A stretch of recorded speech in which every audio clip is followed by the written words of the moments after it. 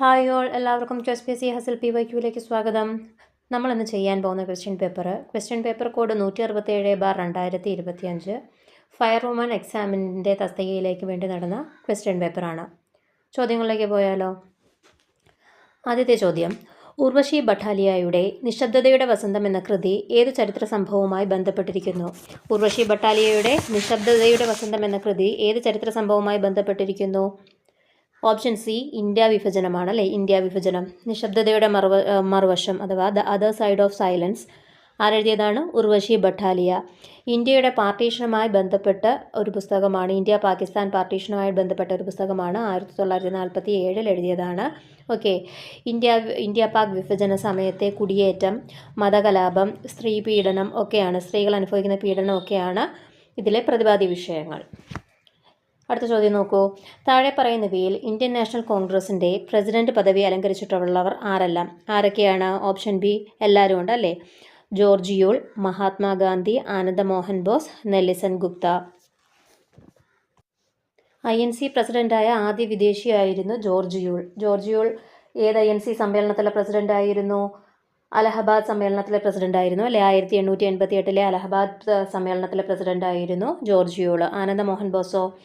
1898 മദ്രാസ് സെഷനിലെ പ്രസിഡന്റായിരുന്നു ആനന്ദ മോഹൻ ബോസ്. മഹാത്മാഗാന്ധി 1924 ബെൽഗ്രേഡ് സമ്മേളനത്തിലെയും നെൽസൺ ഗുപ്ത 1933 കൽക്കത്ത സെഷനിലെയും പ്രസിഡന്റായിരുന്നു. നെൽസൺ ഗുപ്ത INC പ്രസിഡന്റാകുന്ന രണ്ടാമത്തെ വിദേശ വനിതയാണ്. നെൽസൺ ഗുപ്ത. ഓക്കെ. എന്നാണ് INC രൂപീകൃതമായത്? 1885 ഡിസംബർ 28 INC രൂപീകൃതമായത്. ഇന്ത്യൻ INC രൂപീകരണവുമായി ബന്ധപ്പെട്ട് അറിയപ്പെടുന്ന പ്രമുഖ സിദ്ധാന്തം ഏതാണ്? സുരക്ഷാ വാൾവ് സിദ്ധാന്തം. ആരുടെയാണ്? ലാലാ ലജ്പത് റായുടെ സിദ്ധാന്തമാണ് സുരക്ഷാ വാൾവ് സിദ്ധാന്തം. INC എന്ന പേര് നിർദ്ദേശിച്ചതാരാണ്? ദാദാഭായ് നവറോജിയാണ്. അതിനു മുന്നേ വരെ എന്താണ് അറിയപ്പെട്ടിരുന്നത്? ഇന്ത്യൻ നാഷണൽ യൂണിയൻ എന്നായിരുന്നു അറിയപ്പെട്ടിരുന്നത്. ഓക്കെ. INC സമ്മേളനത്തിൽ ആദ്യമായി പ്രമേയം അവതരിപ്പിച്ചതാരാണ്? ജി സുബ്രഹ്മണ്യ അയ്യരാണ് പ്രമേയം അവതരിപ്പിച്ചത്. ഓക്കെ. INC പ്രസിഡന്റ് ആകുന്ന ആദ്യ മലയാളി ആരാണ്? 1897 അമരാവതി സമ്മേളനത്തിൽ പ്രസിഡന്റായ ചേറ്റൂർ ശങ്കരൻ നായരാണ് അല്ലേ. ചേറ്റൂർ ശങ്കരൻ നായർ, C ശങ്കരൻ നായരാണ്. കോൺഗ്രസ് സമ്മേളനത്തിൽ പങ്കെടുത്ത ആദ്യ മലയാളി ആരാണ്? ബാരിസ്റ്റർ GP പിള്ളയാണ്. Barrister GP Pillai. ഓക്കെ. അടുത്ത ചോദ്യം, 1847 ഹെർമൻ ഗുണ്ടർട്ട് ആരംഭിച്ച ദിനപത്രങ്ങൾ ഏതെല്ലാമാണ്? ഏതൊക്കെയാണ്? പശ്ചിമോദയവും രാജ്യസമാചാരവുമാണ്. ഓക്കെ. 1847 ജൂണിൽ തലശ്ശേരിയിലെ ഇല്ലിക്കൽ കുന്ന് പ്രസിൽ നിന്നാണ് പശ്ചിമോദയം ആദ്യമായി പ്രസിദ്ധീകരിക്കുന്നത്. മലയാളത്തിലെ ആദ്യത്തെ പത്രമാണ് പശ്ചിമോദയം. രാജ്യസമാചാരത്തിൻ്റെ പ്രസിദ്ധീകരണത്തിന് ഉപയോഗിച്ചിരുന്ന കൈകൊണ്ടെഴുതിയ കല്ലച്ചുകൾ തയ്യാറാക്കിയ തമിഴ് ക്രിസ്ത്യാനി ആരായിരുന്നു? ഡി കണ്യൻകടു. ഓക്കെ. പശ്ചിമോദയം മലയാളത്തിലെ രണ്ടാമത്തെ പത്രമായിരുന്നു. പശ്ചിമോദയം 1847 ഒക്ടോബറിലാണ് പശ്ചിമോദയത്തിൻ്റെ പ്രസിദ്ധീകരണം ആരംഭിച്ചത്. ആരായിരുന്നു പത്രാധിപർ? ജോൺ ഫ്രെഡറിക് മുള്ളർ ആയിരുന്നു പത്രാധിപർ. ഹെർമൻ ഗുണ്ടർട്ടിൻ്റെ കേരള പഴമ, കേരളോൽപ്പത്തി എന്നീ ഗ്രന്ഥങ്ങൾ ആദ്യമായി പ്രസിദ്ധീകരിച്ച പത്രമാണ് പശ്ചിമോദയം. ഹെർമൻ ഗുണ്ടർട്ടിൻ്റെ കേരള പഴമ, കേരളോൽപ്പത്തി എന്നീ ഗ്രന്ഥങ്ങൾ ആദ്യമായി പ്രസിദ്ധീകരിച്ച പത്രമായിരുന്നു പശ്ചിമോദയം. ഓക്കെ. ദീപിക ആരുടെയായിരുന്നു? ദീപിക വക്കം അബ്ദുൽ ഖാദർ മൗലവിയുടെയാണ് ദീപിക. ലീഡർ ആരുടെയാണ്? മദൻ മോഹൻ മാളവിയുടെയാണ് ലീഡർ. മദൻ മോഹൻ മാളവിയെക്കുറിച്ച് നമുക്ക് കുറച്ച് പോയിന്റ്സ് നോക്കിയാലോ. 1907 ഹിന്ദു മഹാസഭ സ്ഥാപിച്ചതാരായിരുന്നു? മദൻ മോഹൻ മാളവിയായിരുന്നു. മദൻ മോഹൻ മാളവിക്ക് മഹാമാന എന്ന പേര് നൽകിയതാരായിരുന്നു? ഗാന്ധിജി. മദൻ മോഹൻ മാളവ്യ ആദ്യമായി INCയുടെ പ്രസിഡന്റ് ആയതെന്നായിരുന്നു? 1909 സമ്മേളനത്തിലായിരുന്നു മദൻ മോഹൻ മാളവ്യ INCയുടെ പ്രസിഡന്റ് ആയത്. ആനി ബസന്റുമായി ചേർന്ന് ബനാറസ് ഹിന്ദു സർവകലാശാല 1916 മദൻ മോഹൻ മാളവ്യ സ്ഥാപിച്ചു. 1932 പൂന ഉടമ്പടിക്ക് മധ്യസ്ഥത വഹിച്ച വ്യക്തിയും മദൻ മോഹൻ മാളവിയായിരുന്നു. ഓക്കെ.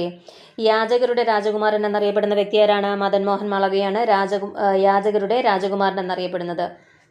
ദേശസ്നേഹികളുടെ രാജകുമാരൻ ആരാണ്? സുഭാഷ് ചന്ദ്രബോസ് ആണ്. രക്തസാക്ഷികളുടെ രാജകുമാരനോ? ഭഗത് സിംഗ് ആണ്. ഓക്കെ. ഇനി മദൻ മോഹൻ മാളവിയയുടെ തൂലികാനാമം എന്തായിരുന്നു? മകരന്ദ് എന്നായിരുന്നു മദൻ മോഹൻ മാളവിയയുടെ തൂലികാനാമം. ഓക്കെ. സത്യമേവ ജയതേ എന്ന മുദ്രാവാക്യം ജനപ്രിയമാക്കിയ വ്യക്തി ആരാണ്? മദൻ മോഹൻ മാളവ്യയാണ്. അടുത്ത ചോദ്യം നോക്കിയേ. വിദ്യാഭ്യാസ മേഖലയിലെ പ്രവർത്തനങ്ങൾ കണക്കാക്കി 2025 കേരള ജ്യോതി പുരസ്കാരത്തിന് അർഹനായ ചരിത്രകാരൻ കൂടിയായ വ്യക്തി ആരാണ്? എം.ആർ. രാഘവ വാര്യർ. എം.ആർ. രാഘവ വാര്യരാണ് 2025 കേരള ജ്യോതി പുരസ്കാരത്തിന് അർഹനായ വ്യക്തി. വേറെ ആർക്കൊക്കെയാണ് കേരള പുരസ്കാരങ്ങൾ കിട്ടിയത്? കേരളപ്രഭ കിട്ടിയത് 2 പേർക്കാണ്. ആർക്കൊക്കെയാണ്? PB അനീഷിനും രാജശ്രീ വാര്യർക്കുമാണ് കേരളപ്രഭ പുരസ്കാരം കിട്ടിയത്. കേരളശ്രീ പുരസ്കാരങ്ങൾ 5 പേർക്ക് കിട്ടിയിരുന്നു. ശശികുമാർ, ഷഹാൽ ഹസൻ മുസ്ലിയാർ, MK വിമൽ ഗോവിന്ദ്, അഭിലാഷ് ടോമി, പിന്നെ ജിലുമോൾ മാരിയറ്റ് തോമസ്. ഇവർക്ക് ഇത്രയും പേർക്കാണ് കേരളശ്രീ പുരസ്കാരം കിട്ടിയത്. ഒന്നും കൂടെ പറയാം. ശശികുമാർ, ഷഹാൽ ഹസൻ മുസ്ലിയാർ, MK വിമൽ ഗോവിന്ദ്, ജിലുമോൾ മാരിയറ്റ് തോമസ്, അഭിലാഷ് ടോമി. ഇവർക്ക് ഇത്രയുമാണ് കേരളശ്രീ പുരസ്കാരം കിട്ടിയത്. കേരളപ്രഭ പുരസ്കാരം കിട്ടിയത് PB അനീഷ്, രാജശ്രീ വാര്യർ 2 പേർക്കും. കേരള ജ്യോതി പുരസ്കാരം കിട്ടിയത് ഡോക്ടർ M.R. രാഘവ വാര്യർക്കാണ്. അടുത്ത ചോദ്യം.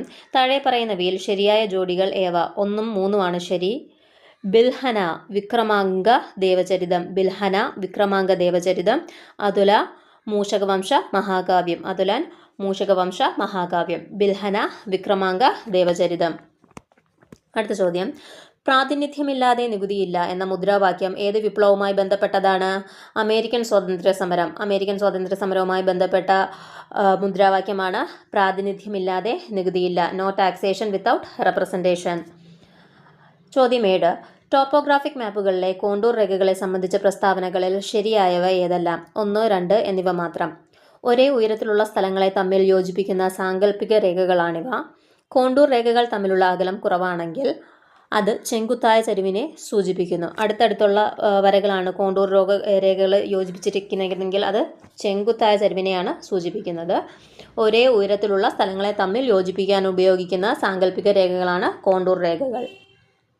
അടുത്ത ചോദ്യം. കേരള ഭൂപ്രകൃതി വിഭാഗങ്ങളെ സംബന്ധിച്ച് വിസ്തൃതിയുടെ അടിസ്ഥാനത്തിൽ അവയെ ശരിയായ ക്രമത്തിൽ കൂടുതൽ വിസ്തൃതിയിൽ നിന്ന് കുറഞ്ഞതിലേക്ക് ക്രമീകരിക്കുക.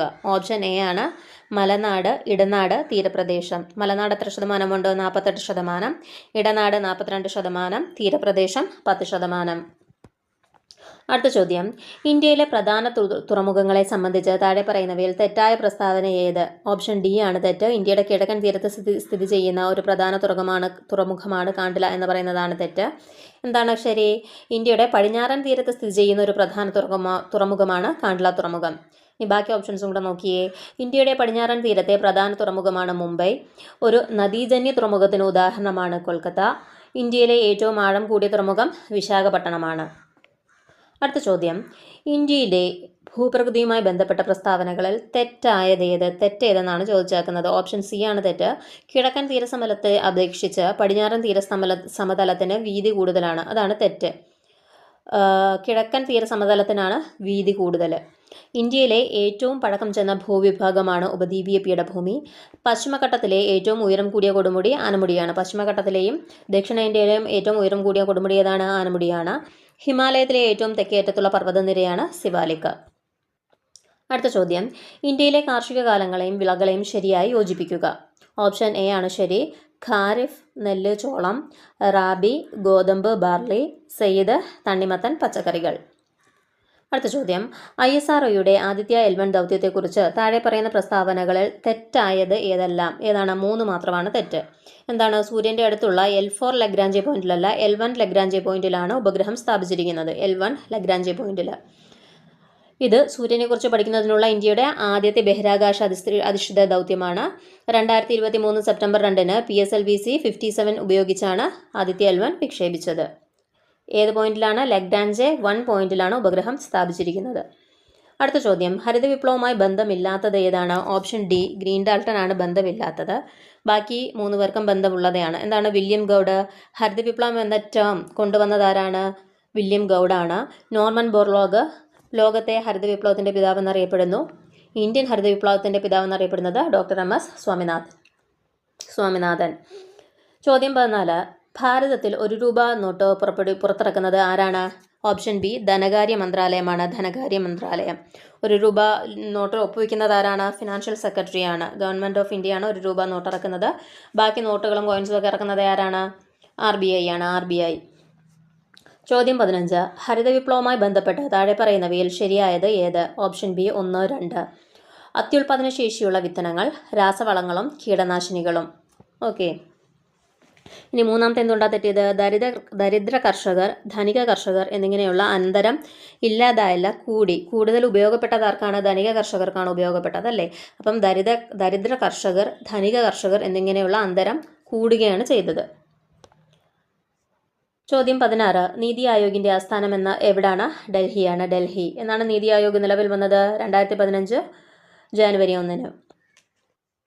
അടുത്ത ചോദ്യം, അമൃതകാലം ഏതുമായി ബന്ധപ്പെട്ടിരിക്കുന്നു? കേന്ദ്ര ബജറ്റ് 2023-24 ബന്ധപ്പെട്ടിരിക്കുന്നതാണ് അമൃതകാലം. ഓക്കെ. 2047 കൂടി 100-ാം വാർഷികത്തിൽ, സ്വാതന്ത്ര്യം നേടിയതിൻ്റെ 100-ാം വാർഷികത്തിൽ ഇന്ത്യയെ ഡെവലപ്ഡ് കൺട്രി ആക്കി മാറ്റാനുള്ള പദ്ധതികളാണ് അമൃതകാലവുമായി ബന്ധപ്പെട്ടിരിക്കുന്നത്. ഓക്കെ. കേന്ദ്ര ബഡ്ജറ്റ് 2023-24 അവതരിപ്പിച്ചത്. ചോദ്യം 18. അടുത്ത കാലത്ത് വാർത്തകളിൽ ഇടം പിടിച്ച ടെസ്ല താഴെ പറയുന്നവയിൽ ഏതുമായി ബന്ധപ്പെട്ടിരിക്കുന്നു? വൈദ്യുത കാർ നിർമ്മാണമാണ്. വൈദ്യുത കാർ നിർമ്മാണം, ഇലക്ട്രിക് വെഹിക്കിൾ പ്രൊഡക്ഷനാണ് ടെസ്ല. ഓക്കെ. അടുത്ത ചോദ്യം, ഇന്ത്യൻ ഭരണഘടനാ നിർമ്മാണവുമായി ബന്ധപ്പെട്ട് താഴെ പറയുന്ന വസ്തുതകളിൽ ശരിയല്ലാത്തത് ഏത്? ഏതാണ് ശരിയല്ലാത്തത്? 2, 3 ശരിയല്ലാത്തത്. ഇന്ത്യൻ ഭരണഘടനാ നിർമ്മാണ സമിതി വിദേശ രാജ്യങ്ങളിലെ ഭരണഘടനയിൽ നിന്ന് ആശയങ്ങൾ കടമെടുക്കുകയും അത് അതേപടി ഭരണഘടനയിൽ ഉൾപ്പെടുത്തുകയും ചെയ്തു. അല്ല, അതേപടി ഉൾപ്പെടുത്തിയില്ല. നമ്മുടെ രാജ്യത്തിന് യോജിക്കത്തക്കവണ്ണമാണ് അത് പരിഷ്കരിച്ചാണ് ഉൾപ്പെടുത്തിയിരിക്കുന്നത്. ഇന്ത്യൻ ഭരണഘടനാ നിർമ്മാണ സമിതി ഡേറ്റ് എന്നാണ് ഇന്ത്യൻ ഭരണഘടന അംഗീകരിച്ചത്? 1949 നവംബർ 26 ഡേറ്റ്. ഓക്കെ. ഇവിടെ തെറ്റായിട്ടാണ് ഡേറ്റ് കൊടുത്തിരിക്കുന്നത്. ഇനി 1928 മോത്തിലാൽ നെഹ്റുവും മറ്റ് 8 കോൺഗ്രസ് നേതാക്കളും ഇന്ത്യക്കായി ഒരു ഭരണഘടനയ്ക്ക് രൂപം നൽകി. ഭരണഘടനാ നിർമ്മാണ സമിതിയുടെ ആദ്യത്തെ മീറ്റിംഗ് 1946 ഡിസംബറിൽ നടന്നു. അടുത്ത ചോദ്യം, ഇന്ത്യൻ ഭരണഘടനയുടെ ആമുഖത്തിലെ റിപ്പബ്ലിക് എന്ന പദം കൊണ്ട് അർത്ഥമാക്കുന്നത് എന്താണ്? ഓപ്ഷൻ ഡി ആണ് ആൻസർ. ഇന്ത്യയുടെ രാഷ്ട്രത്തലവൻ ഒരു തിരഞ്ഞെടുക്കപ്പെട്ട വ്യക്തിയായിരിക്കും. അടുത്ത ചോദ്യം, 1955 ഇന്ത്യൻ പൗരത്വ നിയമം അനുസരിച്ച് ഒരു ഇന്ത്യൻ പൗരൻ്റെ ഇന്ത്യക്കാരി അല്ലാത്ത ഭാര്യയ്ക്ക് ഇന്ത്യയിൽ പൗരത്വം ലഭിക്കാനുള്ള രീതിയുടെ പേരെന്താണ്? രജിസ്ട്രേഷൻ വഴിയുള്ള പൗരത്വമാണ്. രജിസ്ട്രേഷൻ വഴി ഇന്ത്യൻ പൗരത്വം അവർക്ക് ലഭിക്കുന്നതാണ്. ഓക്കെ. രജിസ്ട്രേഷൻ വഴിയുള്ള പൗരത്വം. ചോദ്യം 22. ഇന്ത്യൻ ഭരണഘടനയിൽ അനുച്ഛേദം 20 ഉൾപ്പെടാത്ത വസ്തുത ഏതാണ്? നിയമ നടപടിക്രമങ്ങളിലൂടെ അല്ലാതെ ഒരാളുടെ ജീവനും സ്വാതന്ത്ര്യവും ഹനിക്കരുത് എന്നതാണ് ഉൾപ്പെടാത്ത വസ്തുത. ഇനി എന്താണ് 20-നകത്ത് ഉൾപ്പെടുന്ന ഏതൊക്കെയാണ്? നിയമലംഘനത്തിലല്ലാതെ ഒരാളെയും ശിക്ഷിക്കരുത്, നിയമത്തിൽ പറയുന്നതിനേക്കാൾ വലിയ ശിക്ഷ നൽകരുത്, ഒരു നിയമലംഘനത്തിന് 1-ൽ കൂടുതൽ തവണ ശിക്ഷിക്കരുത്. നോ ഡബിൾ ജിയോപാർഡി പറയത്തില്ലേ? No double jeopardy. ഇപ്പം 1-ലധികം തവണ ശിക്ഷിക്കാൻ പാടില്ല. കുറ്റാരോപിതർക്കുള്ള സംരക്ഷണമാണ് അല്ലേ ആർട്ടിക്കിൾ 20. 1-ലധികം തവണ ശിക്ഷിക്കാൻ പാടില്ല. പിന്നെന്തൊക്കെയാണ്?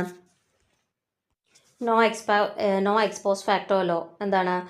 മുൻകാല പ്രാബല്യത്തോടെ നിയമങ്ങൾ പാസ്സാക്കാൻ പാടില്ല. പിന്നെന്തുണ്ട്? No self incrimination. ഒരു വ്യക്തിയെ അയാൾക്കെതിരെ തന്നെ തെളിവുകൾ നൽകാൻ പ്രേരിപ്പിക്കാൻ പാടില്ല. ഓക്കെ. ഇത്രയുമാണ് ആർട്ടിക്കിൾ 20 റിലേറ്റ് ചെയ്ത കാര്യങ്ങൾ. അടുത്ത ചോദ്യം നോക്കിയേ. താഴെ പറയുന്നവയിൽ തെറ്റായ വസ്തുതകൾ ഏതെല്ലാം?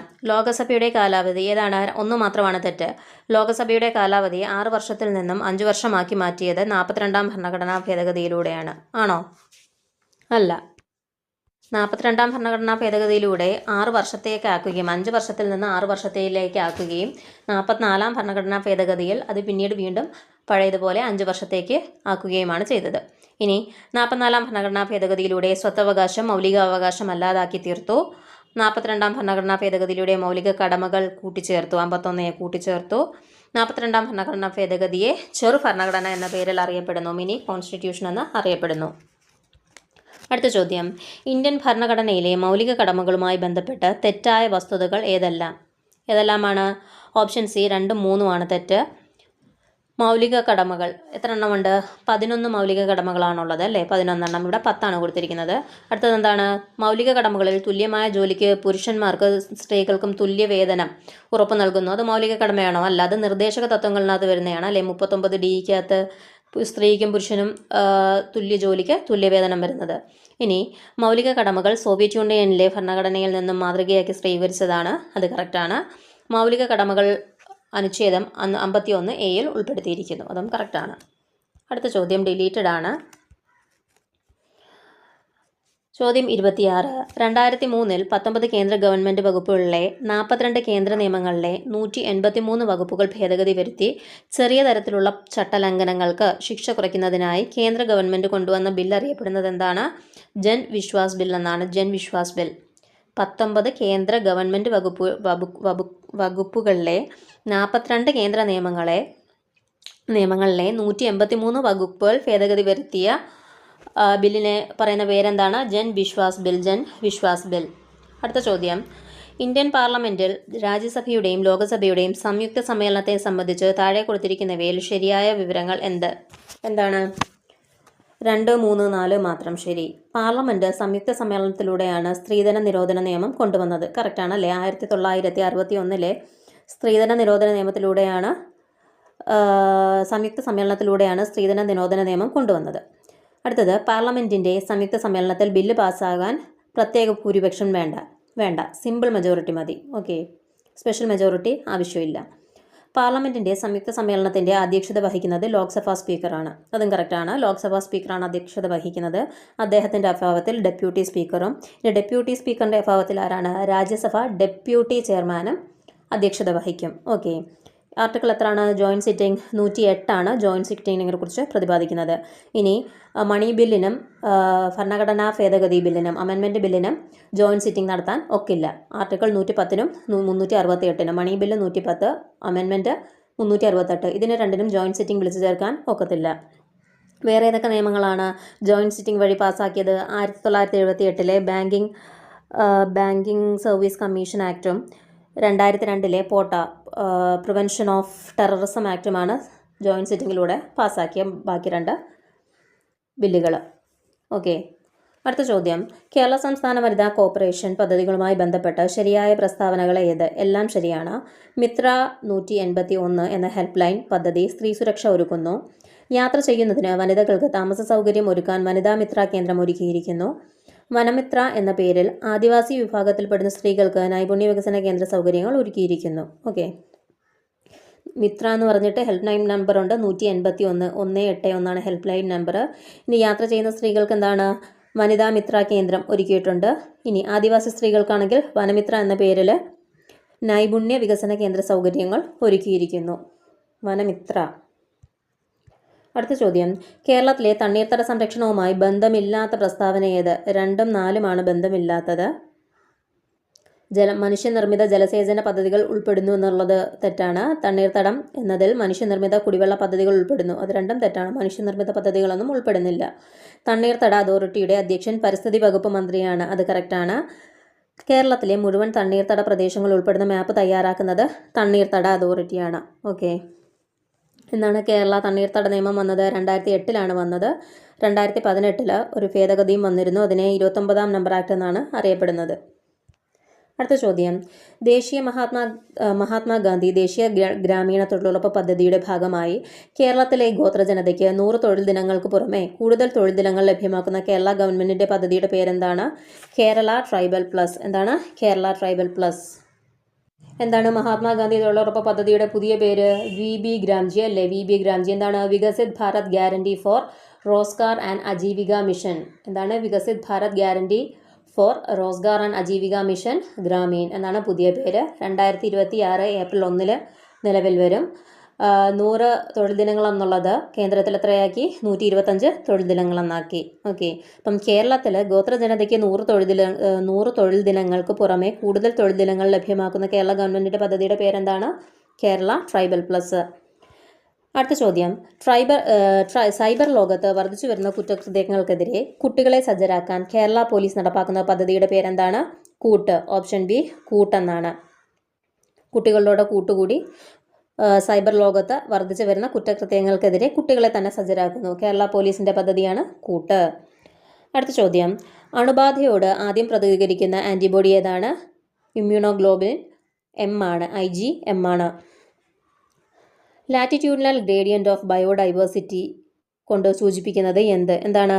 ജൈവ വൈവിധ്യം ഭൂമധ്യരേഖയിൽ നിന്ന് ധ്രുവങ്ങളിലേക്ക് കുറയുന്നു. ലാറ്റിറ്റ്യൂഡിനൽ ഗ്രേഡിയൻ്റ് ഓഫ് ബയോഡൈവേഴ്സിറ്റി എന്നത് എന്തിനെയാണോ സൂചിപ്പിക്കുന്നത്? ജൈവ വൈവിധ്യം ഭൂമധ്യരേഖയിൽ നിന്ന് ധ്രുവങ്ങളിലേക്ക് കുറയുന്നു. ധ്രുവങ്ങളിൽ ജൈവ വൈവിധ്യം കുറഞ്ഞു വരുന്നു എന്നുള്ളത്. അടുത്ത ചോദ്യം, ഓസ്റ്റിയോ ആർത്രൈറ്റിസ് എന്തിനെ സൂചിപ്പിക്കുന്നു? എന്താണ്? ഓപ്ഷൻ എ, സന്ധികളിലെ കാർട്ടിലേജ് നശിക്കൽ. സന്ധികളിലെ കാർട്ടിലേജ് നശിക്കലിനെയാണ് ഓസ്റ്റിയോ ആർത്രൈറ്റിസ് എന്ന് പറയുന്നത്. ചോദ്യം 35, ഒനേഥറ ലമാർക്കിയാന എന്ന സസ്യം താഴെ പറയുന്നവയിൽ ഏതുമായി ബന്ധപ്പെട്ടിരിക്കുന്നു? ഒനോഥെറ ലമാർക്കിയാന മ്യൂട്ടേഷൻ സിദ്ധാന്തവുമായിട്ടാണ് ബന്ധപ്പെട്ടിരിക്കുന്നത്. ഓപ്ഷൻ സി, മ്യൂട്ടേഷൻ സിദ്ധാന്തം. ഒനോഥെറ ലമാർക്കിയാന എന്ന സസ്യം മ്യൂട്ടേഷൻ സിദ്ധാന്തവുമായി ബന്ധപ്പെട്ടിരിക്കുന്നു. ചോദ്യം 36, ലോകത്തിലെ ഏറ്റവും വലിയ ആരോഗ്യ ദൗത്യം അഥവാ പൊതുജനാരോഗ്യ ഇൻഷുറൻസ് പദ്ധതി ഏതാണ്? ആയുഷ്മാൻ ഭാരത്, PMJY പദ്ധതി അല്ലേ? PMJAY പദ്ധതി, പ്രധാനമന്ത്രി ജൻ ആരോഗ്യ യോജന പദ്ധതി. എന്താണ്? 70 വയസ്സിന് മുകളിലെ എല്ലാ മുതിർന്ന പൗരന്മാർക്കും 5 ലക്ഷം രൂപയുടെ സൗജന്യ ആരോഗ്യ ഇൻഷുറൻസ് പരിരക്ഷയാണ് നൽകുന്നത്. ഓക്കെ, വരുമാന പരിധിയൊന്നും പറഞ്ഞിട്ടില്ല. അടുത്ത ചോദ്യം, അംഗീകൃത സാമൂഹികാരോഗ്യ പ്രവർത്തകരായ ആശ എന്നതിൻ്റെ പൂർണ്ണരൂപം എന്താണ്? അക്രഡിറ്റഡ് സോഷ്യൽ ഹെൽത്ത് ആക്ടിവിറ്റിസ്റ്റ് എന്നാണ്. എന്താണ്? Accredited social health activist. Okay, accredited social health activist. താഴെ പറയുന്നവയിൽ മർദ്ദത്തിൻ്റെ യൂണിറ്റ് അല്ലാത്തത്? ഓപ്ഷൻ ബി ആണ് അല്ലാത്തത്. ACD, pascal, newton per metre square, kilogram per metre second square. ഇത്രയും മർദ്ദത്തിൻ്റെ യൂണിറ്റാണ്. അടുത്ത ചോദ്യം, സ്റ്റേറ്റ്മെൻറ്റ് ശരിയാണോ തെറ്റാണോ എന്നാണ്. 2 സ്റ്റേറ്റ്മെൻറ്റും ശരിയാണ്. അൾട്രാവയലറ്റ് രശ്മികൾക്ക് ഇൻഫ്രാറെഡ് വികിരണങ്ങളെക്കാൾ കൂടുതൽ ഊർജ്ജമുണ്ട്. എക്സ്റേയ്ക്ക് ഗാമ വികിരണങ്ങളെക്കാൾ തരംഗദൈർഘ്യം കൂടുതലാണ്. ഓക്കെ, രണ്ടും കറക്റ്റാണ്. അൾട്രാവയലറ്റ് രശ്മികൾക്ക് ഇൻഫ്രാറെഡ് വികിരണങ്ങളെക്കാൾ കൂടുതൽ ഊർജ്ജമുണ്ട്. എക്സ്റേയ്ക്ക് ഗാമ വികിരണങ്ങളെക്കാൾ തരംഗദൈർഘ്യം കൂടുതലാണ്. അടുത്ത ചോദ്യം, ഒരു വീട്ടിൽ ഉപയോഗിക്കുന്ന ഊർജ്ജം 200 കിലോവാട്ട് അവർ ആണെങ്കിൽ ആകെ ഊർജ്ജത്തിൻ്റെ അളവ് ജൂളിൽ എത്രയാണ്? Option A, 72 × 10⁻⁷ ജൂളാണ്. അടുത്ത ചോദ്യം, 2024 സമാധാനത്തിനുള്ള നോബൽ സമ്മാനം നേടിയത് ഏത് സംഘടനയാണ്?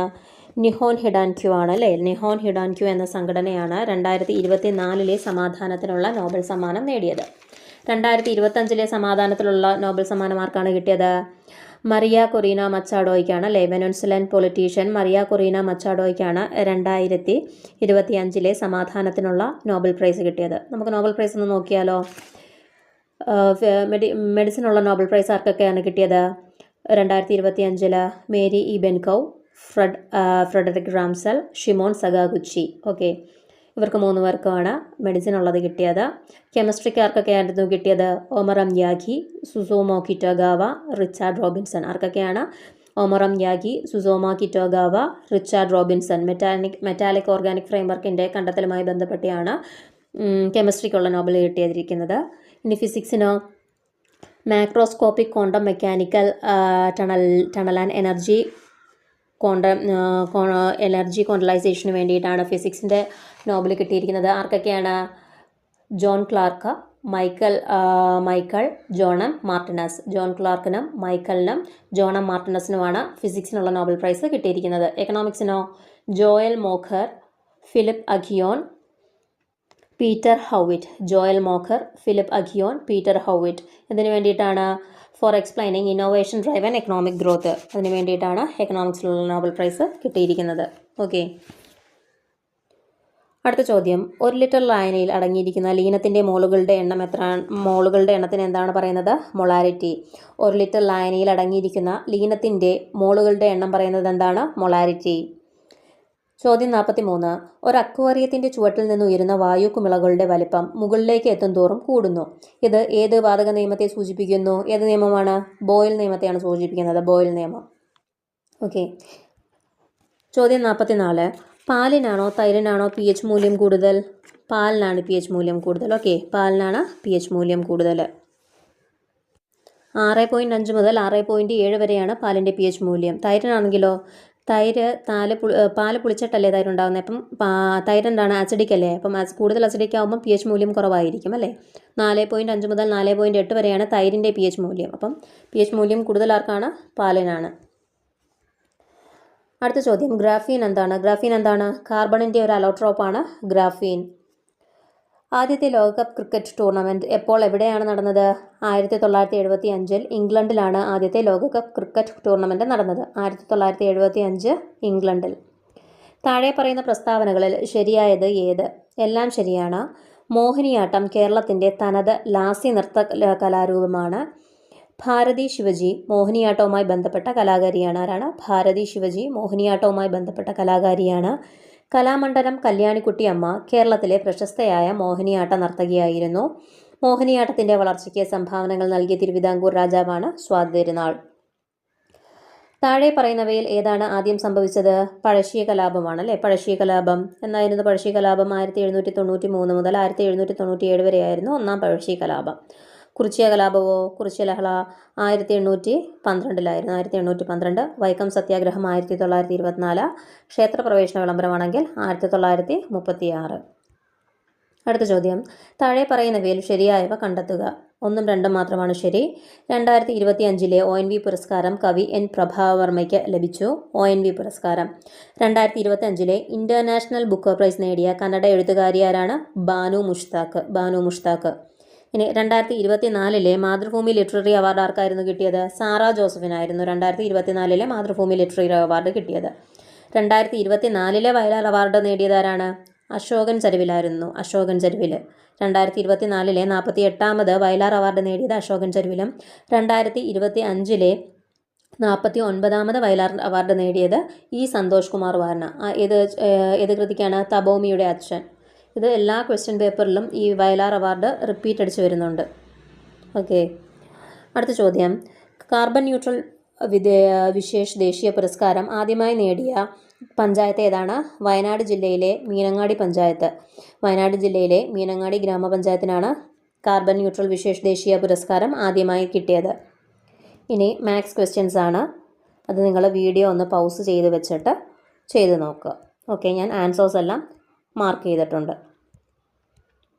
അടുത്തത് സ്പെഷ്യൽ ടോപ്പിക്കുമായിട്ട് ബന്ധപ്പെട്ട കുറച്ച് ക്വസ്റ്റ്യൻസ് ആണ്. ഒരു 3-4 ക്വസ്റ്റ്യൻസ് നമുക്ക് വേണ്ട, എന്നാലും ബാക്കിയുള്ള ക്വസ്റ്റ്യൻസൊക്കെ നമുക്ക് സയൻസ് ഭാഗത്ത് നിന്ന് ആവശ്യമായിട്ടുള്ളതാണ്. അപ്പോൾ ഞാൻ ഫുള്ളായിട്ട് മാർക്കാക്കിയിട്ടുണ്ട്. അതും കൂടെ അങ്ങ് വായിച്ചു പോകാം നമുക്ക്. ചോദ്യം 61, ക്ലാസ് C ഫയറുമായി ബന്ധപ്പെട്ട് ചുവടെ ചേർക്കുന്ന പ്രസ്താവനകളിൽ ശരിയേതാണ്? 1 മാത്രമാണ് ശരി. ജ്വലന സ്വഭാവമുള്ള വാതകങ്ങളിൽ ഉണ്ടാകുന്ന തീപിടുത്തത്തിന് ക്ലാസ് C ഫയർ എന്ന് പറയുന്നു.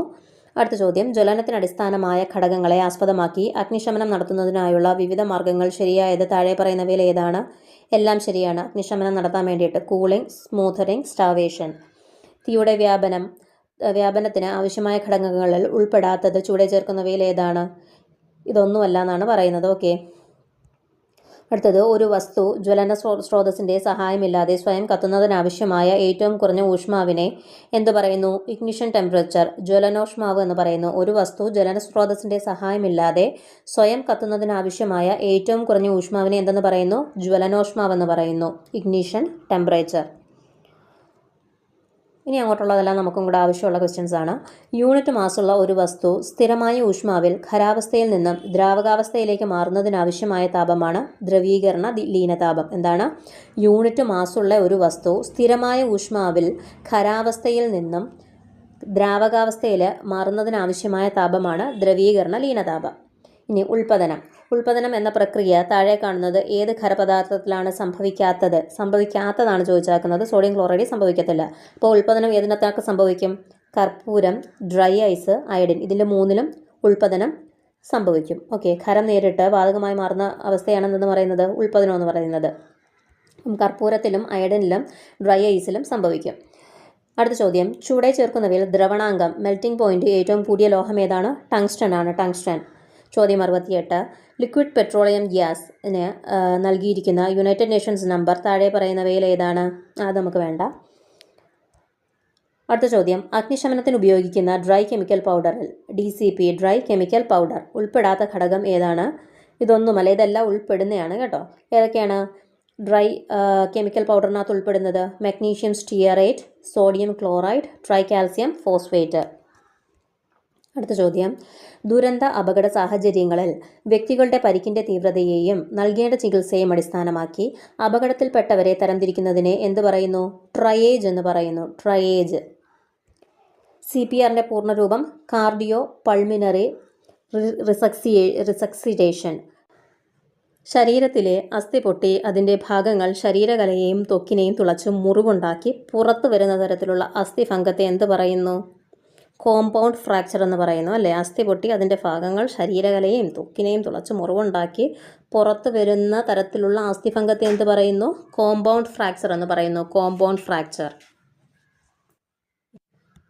അടുത്ത ചോദ്യം, പൊള്ളലേറ്റ വ്യക്തികൾക്ക് നൽകുന്ന പ്രഥമ ശുശ്രൂഷയിൽ ഉൾപ്പെടാത്തത് ചുവടെ ചേർക്കുന്നവയിൽ ഏതാണ്? 3 മാത്രമാണ് ചേരാത്തത്. അപ്പോൾ എന്തൊക്കെയാണ് പൊള്ളലേറ്റ വ്യക്തികൾക്ക് നൽകേണ്ട പ്രഥമ ശുശ്രൂഷ? ബോധമുള്ള വ്യക്തിയാണെങ്കിൽ കുടിക്കുവാനായി ധാരാളം ജലം കൊടുക്കുക. പൊള്ളലേറ്റ ഭാഗം സാധാരണ ജലത്തിൽ കഴുകുക. ഇനി ഡെറ്റോളും ലോഷനൊന്നും എടുത്ത് ഒഴിക്കാൻ പാടില്ല. ഓക്കെ. പാമ്പ് കടിയേറ്റ വ്യക്തികൾക്ക് നൽകുന്ന പ്രഥമ ശുശ്രൂഷയിൽ ഉൾപ്പെടാത്തത് ചുവടെ ചേർക്കുന്നവയിൽ ഏതാണ്? ഇതൊന്നുമല്ല. ഇതെല്ലാം ഈ കൊടുത്തിരിക്കുന്ന എല്ലാം ചെയ്യേണ്ട ശുശ്രൂഷയാണ്. എന്തൊക്കെയാണ്? അടിയന്തരമായി ആൻറ്റിവെനം കുത്തിവെക്കാൻ സൗകര്യമുള്ള ആശുപത്രിയിൽ എത്തിക്കുക. കടിയേറ്റ ഭാഗം ഹൃദയനിരപ്പിൽ നിന്നും താഴ്ത്തി വയ്ക്കുക. നടക്കാൻ അനുവദിക്കാതിരിക്കുക. ഓക്കെ. ഇത് ഇമ്പോർട്ടൻ്റ് ആയിട്ട് നമ്മൾ നോക്കി വെച്ചേക്കണം. കാരണം ന്യൂ SCERTയിലെ 5th സ്റ്റാൻഡേർഡിൽ ജന്തുജാലങ്ങൾ എന്ന് പറഞ്ഞൊരു ചാപ്റ്റർ ഉണ്ട്. ചാപ്റ്റർ 8 ആണെന്ന് തോന്നുന്നു. അപ്പം അതിനകത്ത് ഈ വിഷമുള്ള പാമ്പിനെയൊക്കെ കുറിച്ചുള്ള കുറച്ച് ഡീറ്റെയിലിംഗ് ഒക്കെ ഉണ്ട്. അപ്പം നമുക്ക് ഈ ക്വസ്റ്റ്യൻ ഒക്കെ വേണമെങ്കിൽ ചോദിക്കാം. എന്താണ് പ്രഥമ ശുശ്രൂഷ നൽകേണ്ടതെന്ന്? എന്തൊക്കെയാണ്? അടിയന്തരമായി ആൻറ്റിവെനം കുത്തിവയ്ക്കാൻ സൗകര്യമുള്ള ആശുപത്രിയിൽ എത്തിക്കുക. കടിയേറ്റ ഭാഗം ഹൃദയനിരപ്പിൽ നിന്നും താഴ്ത്തി വയ്ക്കുക. നടക്കാൻ അനുവദിക്കാതിരിക്കുക. അടുത്ത ചോദ്യം, ഒരു വ്യക്തിയുടെ ശ്വാസനാളത്തിൽ പുറമേ നിന്നുള്ള വസ്തുക്കൾ പ്രവേശിച്ച് വായു സഞ്ചാരത്തിന് തടസ്സമുണ്ടാക്കുന്ന അവസ്ഥയെ എന്ത് പറയുന്നു? ചോക്കിംഗ് എന്ന് പറയുന്നു. ചോക്കിംഗ്. IRCSന്റെ പൂർണ്ണരൂപം ചുവടെ തന്നിരിക്കുന്നവയിൽ ഏതാണ്? Indian red cross society. എന്താണ്? ഇന്ത്യൻ റെഡ് ക്രോസ് സൊസൈറ്റിയാണ്. അടുത്ത ചോദ്യം, അപകടത്തിൽപ്പെട്ട വ്യക്തിയുടെ രക്തസ്രാവം നിയന്ത്രിക്കുന്നതിനായി ചുവടെ ചേർക്കുന്ന ഏതെല്ലാം ധമനികൾ പ്രത്യേക മർദ്ദബിന്ദുവായി കണക്കാക്കുന്നു? എല്ലാം ആണ്. എന്താണ്? പോപ്ലിയേറ്റൽ ആർട്ടറി, ബ്രാക്കിയൽ ആർട്ടറി, ഫിമോറൽ ആർട്ടറി. നമുക്ക് വേണ്ട, ജസ്റ്റ് വായിച്ചെന്നേ ഉള്ളൂ. പ്രായപൂർത്തിയായ ഒരു മനുഷ്യൻ്റെ ശരീരത്തിൽ എത്ര അസ്ഥികളാണ് ഉള്ളത്? 206 അസ്ഥികളാണ്. ചോദ്യം 79, ഇൻഫർമേഷൻ ടെക്നോളജി ആക്ട് 2000 ഒപ്പുവെച്ച ഇന്ത്യൻ പ്രസിഡന്റ് ആരാണ്? KR നാരായണൻ. KR നാരായണനാണ് IT ആക്ട് 2000 ഒപ്പുവെച്ച ഇന്ത്യൻ പ്രസിഡന്റ്. അടുത്ത ചോദ്യം, ഇൻഫർമേഷൻ ടെക്നോളജി ആക്ടിലെ 66-ാം വകുപ്പ് പ്രകാരം ലഭിക്കുന്ന ശിക്ഷ ഏതാണ്? ഓപ്ഷൻ സി 3 വർഷം തടവും 5 ലക്ഷം രൂപ പിഴയും. 66-ാം വകുപ്പ് പ്രകാരം ലഭിക്കുന്ന ശിക്ഷ ഏതാണ്? 3 വർഷം തടവും 5 ലക്ഷം രൂപ പിഴയും. അടുത്തത് ഇംഗ്ലീഷ് മലയാളം ക്വസ്റ്റ്യൻസ് ആണ്. നോക്കിയേ. He apologised for arriving late. എന്താണ്? The word late in the above sentences adverb ആണ്. Adverb. He apologised for arriving late. Late എന്ന് പറയുന്നത് എന്താണ് ഇവിടെ? ആഡ്വേർബ് ആണ്. ചോദ്യം 82, 20% of the students dash completed the assignment on time. എന്താ വരിക? Option D have. 20% of the students have completed the assignment on time. 83, we need sugar to bake the cake. ഇവിടെ ഷുഗറിൻ്റെ കൂടെ ആർട്ടിക്കിളൊന്നും ചേർക്കണ്ട. No article. അൺകൗണ്ടബിൾ നോൺ ആയതുകൊണ്ട് article വേണ്ട. We need sugar to bake the cake.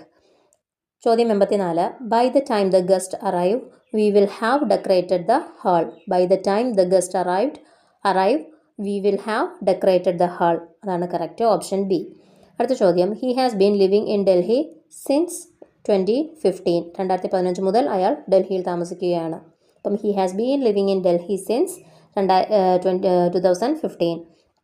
അടുത്തത്, which of the following is the correct plural of appendix when referring to text. അപ്പൻഡിക്സിൻ്റെ plural ഏതെന്നാണ്? Option A appendices ആണ് കേട്ടോ. APPENDICES ആണ്. CES appendices. ചോദ്യം 87, identify the correctly spelled compound word. ഏതാണ്? Snowfall ആണ്. Snowfall. Option C. ചോദ്യം 88, the word closest in meaning to abridge. എബ്രിഡ്ജിൻ്റെ അർത്ഥം എന്താണെന്നാണ്? ഓപ്ഷൻ ബി കണ്ടൻസ് ആണ്. Abridge, condense. 89, what does suo moto mean. എന്താണ് സുവോമോട്ടോ എന്ന് പറഞ്ഞാൽ? On its own motion. Option D on its own motion. Suo moto means on its own motion. The idiom jump on the band wagon means. എന്താണ് jump on the band wagon എന്ന് പറഞ്ഞാൽ? Option C to join others in doing something popular. To join others in doing something popular. ഇനി മലയാളം ചോദ്യങ്ങളാണ്. ജനം എന്നെഴുതി ജനം എന്നുച്ചരിക്കുന്നു. എന്തുകൊണ്ടാണ്? Option C ഔദാസീന്യ ന്യായം. ഡ്രൈവറുടെ അശ്രദ്ധ മൂലം തീവണ്ടി മറിഞ്ഞു. ഈ വാക്യത്തിലെ വിഭക്തി എന്താണ്? സമാസ വിഭക്തിയാണ്. സമാസ വിഭക്തി ഓപ്ഷൻ ബി സമാസ വിഭക്തി.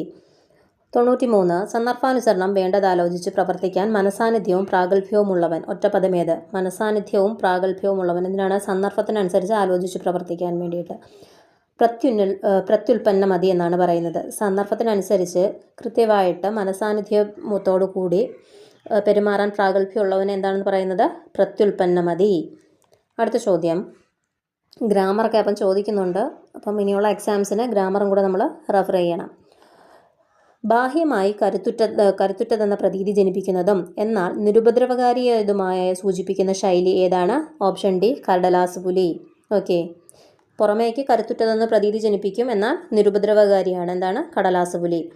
95 അവളുടെ പേന കളഞ്ഞുപോയി. ഈ വാക്യത്തിലെ പോയി എന്ന പ്രയോഗത്തിൻ്റെ പ്രത്യേകത എന്താണ്? ഓപ്ഷൻ ബി അനുപ്രയോഗമാണ്. അനുപ്രയോഗം. സഖാവ് എന്നതിൻ്റെ സ്ത്രീലിംഗം ഏത്? ഓപ്ഷൻ സി സഖി. സഖാവ്, സഖി. ഇനി ഐഹികം എന്ന പദത്തിൻ്റെ വിപരീതം എന്താണ്? പാരത്രികം. ഐഹികം, പാരത്രികം. ശരിയായ പദം ഏത്? Option B അഭ്യസ്ത Vidyan. അഭ്യസ്ത വിദ്യത്തിന് തത്തമ്മയുടേതാണ്. Okay, അഭ്യസ്ത Vidyan. അടുത്ത ചോദ്യം ശൗരി ശൂരസേനൻ്റെ വംശത്തിൽ ജനിച്ചവൻ. സമാസം എന്താണ് സമാസം? ബഹുവ്രീഹി സമാസമാണ്. ശൗരി ശൂരസേനൻ്റെ വംശത്തിൽ ജനിച്ചവൻ എന്നത് എന്ത് സമാസമാണ്? ബഹുവ്രീഹി സമാസമാണ്. അപ്പം ഗ്രാമറൊക്കെ കാര്യമായിട്ട് തന്നെ നോക്കിക്കോളൂ ഇനി വരുന്ന പ്രത്യേകിച്ച് +2 ഡിഗ്രി ലെവൽ എക്സാംസിന്. അടുത്ത ചോദ്യം അക്രതു എന്ന പദത്തിൻ്റെ അർത്ഥം എന്ത്? ബുദ്ധിയില്ലാത്ത. അക്രതു എന്ന പദത്തിൻ്റെ അർത്ഥം എന്ത്? ബുദ്ധിയില്ലാത്ത. ഓക്കെ, അപ്പം ഇത്രയുമായിരുന്നു 100 ക്വസ്റ്റ്യൻസ്. നല്ല കുറേ ചോദ്യങ്ങളായിരുന്നു.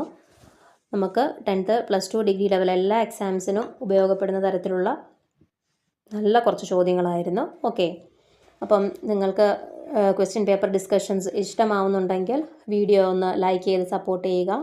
ചാനലൊന്ന് സബ്സ്ക്രൈബ് ചെയ്ത് വെക്കുക. നിങ്ങളുടെ ഫ്രണ്ട്സിനൊക്കെ ഒന്ന് ഷെയർ ചെയ്ത് കൊടുക്കുക. ഓക്കെ, ഇനി നമ്മുടെ ചാനലിലൂടെ PYQ ക്വസ്റ്റ്യൻസിന് പുറമെ SCRT ക്ലാസ്സസും പ്രൊവൈഡ് ചെയ്യുന്നുണ്ട്. 5th standard basic science almost തീർന്നിട്ടുണ്ട്. ഓക്കെ, അപ്പം കണ്ടിട്ടില്ലാത്തവർ കയറി കണ്ടു നോക്കുക. ഞാൻ പ്ലേലിസ്റ്റ് ഇവിടെ കൊടുത്തേക്കാം, ഡിസ്ക്രിപ്ഷൻ ബോക്സിലും കൊടുത്തേക്കാം. കണ്ടിട്ടില്ലാത്തവർ ബാക്കി ക്ലാസ്സുകളും ക്വസ്റ്റ്യൻ പേപ്പർ ഡിസ്കഷൻസും ഒക്കെ ഒന്ന് കണ്ടു നോക്കുക. ഓക്കെ, ഒരു 10-17ഓളം ക്വസ്റ്റ്യൻസ് നമ്മളിപ്പം ഡിസ്കസ് ചെയ്ത് കഴിഞ്ഞു. എല്ലാം റീസെൻ്റായിട്ട് നടത്തിയ ഒക്ടോബർ, നവംബർ, ഡിസംബറിൽ PSC നടത്തിയ 2025 നടത്തിയ ക്വസ്റ്റ്യൻ പേപ്പേഴ്സാണ്. Including special exams, technical exams and general PSC exams എല്ലാം വർക്കൗട്ട് ചെയ്യുന്നുണ്ട്. നിങ്ങൾക്കൊരിക്കലും ഒരു സമയനഷ്ടമാവില്ല. അപ്പോൾ എല്ലാവരും കയറി ഒന്ന് കണ്ടു നോക്കുക, സപ്പോർട്ട് ചെയ്യുക. അപ്പം പുതിയൊരു വീഡിയോ ആയിട്ട് നാളെയും കാണാം. Okay, thank you all.